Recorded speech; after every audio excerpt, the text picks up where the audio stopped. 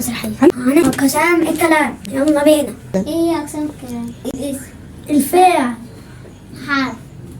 الاسم يعرف من نفسه. اسم، حيوان، جماد، نبات، مكان، ذات. علامات الاسم: الألف واللام والته المربوطة وحروف الجر والتنوين والنداء. الفعل يعرفنا بنفسه. فعل ماضي، فعل مضارع، فعل أمر. فيعرفنا بنفسه. هي حرف الجر. من إلى عن على الباقي كاملة. هي حرف العطف.